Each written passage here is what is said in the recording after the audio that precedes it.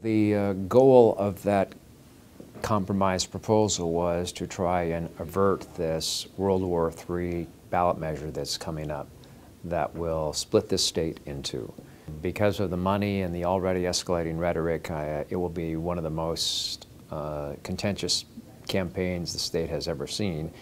And for a state that just went through this sad episode in Malheur County, for a state that just saw a mass shooting in Roseburg, for a state that just saw upheaval in its state government with the governor resigning, I just thought the very last thing we needed now was a divisive campaign. So my hope was to avoid that, and not only that, come up with some more sound policy about how to do essentially the same thing, but one that would have something for just about all interest groups to walk away from satisfied, most of which would be Oregon taxpayers and Oregon citizens who expect to have their schools funded and expect something other than this topsy-turvy, up and down tax system that we have now.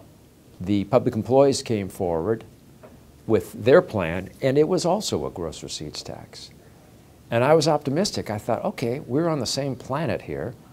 It should be an opportunity for some common ground, and we can meet in the middle and figure out a way how to avoid this nasty fight that's coming.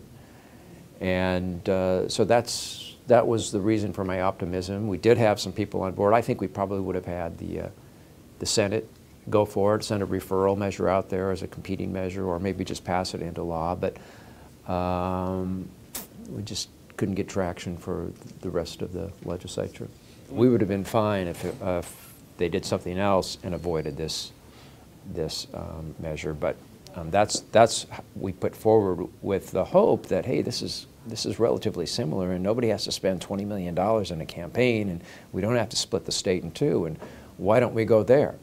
And there was history for doing that when for the legislature put compromise measures to compete with ballot measures that were already on the ballot, and the history is that voters chose those less extreme measures. So I thought maybe we could do it.